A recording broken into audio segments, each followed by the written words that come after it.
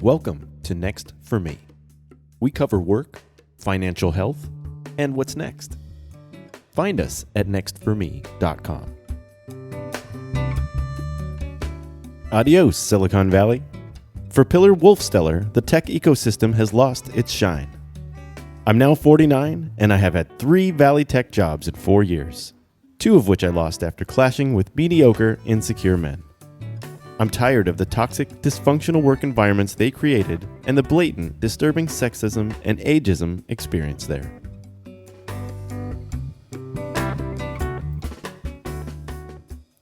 Not your college debt.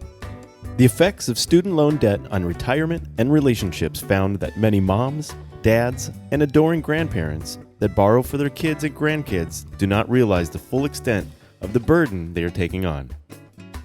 Taking on 6 figures of student loans at 18 is an intimidating proposition. Taking it on at 50, when the conventional retirement age of 65 looms ahead like a jagged cliff, is even more daunting. Joseph Coughlin, author of The Longevity Economy, reports on the trend. Attend or host a Next For Me event. Find out more about our events across the country at nextforme.com. Upcoming events include Tech Inclusion 2019 in San Francisco, September 12th, 2019, the last ISM age. We're also going to be at Hacking HR in San Francisco, September 26th, 2019, Diversity from the Frontlines. Diversity and inclusion initiatives have made some progress with gender, POC, LGBTQ, but age remains an elusive and rarely discussed topic of discrimination. Next For Me founder Jeff Tidwell reports on their research, understanding the 50-plus worker, and how organizations can begin to confront the silent bias of age. Jeff will also be presenting at Tech Inclusion on September 12th, 2019. Take it away, Jeff. Hi, everybody. I'm Jeff Tidwell, and I just turned 60. Oh, look at that. Do you know who said this? It was the boy king of the internet. That's who, Mr. Mark Zuckerberg. Age bias in tech is rampant. I'd started noticing it and was hearing similar stories from my colleagues. So one thing led to another, and we started a company on a mission to address work after 50 called Next For Me. The conversation about diversity and inclusion has only just started to include ageism. We think that to include an age-diverse workforce, companies must understand the unique needs and motivations for older workers. So, we spent a year communicating with thousands of people over 50.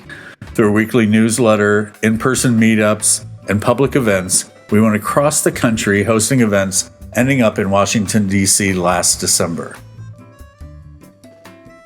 Our report, Understanding the 50-Plus Worker, is based on findings from those meetups. From one-on-one interviews, focus groups, and surveys conducted with our audience nationwide. Before I highlight those findings, it's good to understand a few things. There are a lot of us. We're over 1/3 of the population. We're living decades longer. A kid born today has a greater than 50% chance that she'll live past 100. The numbers do take your breath away. What this says is that an enormous number of people want and need to continue working. It seems we'll all be working into our 70s and 80s now.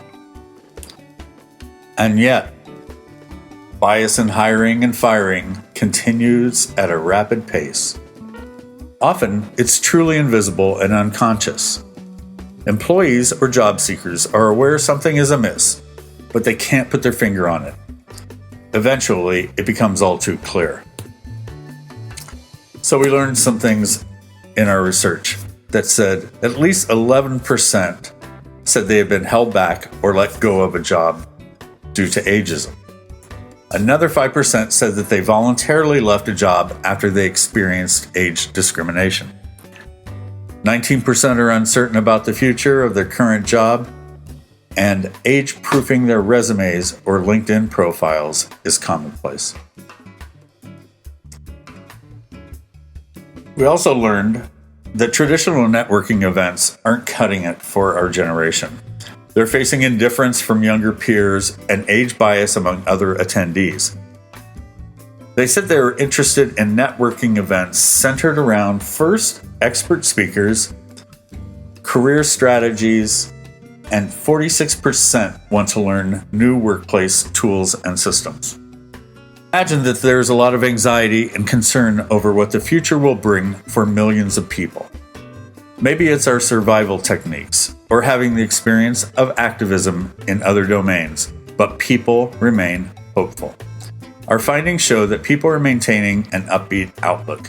In many cases, I'm not done yet. Companies are starting to take notice. We're involved in an initiative called the Longevity Project that has started here in Silicon Valley. You'll see some significant companies who have signed up as charter members. What is underscored here is a call for an intergenerational workforce, how mixed teams are more productive, and how older workers bring emotional intelligence into organizations from their experiences. It's early days with the project. If you or your company have an interest in being involved, sign up at longevityproject.org.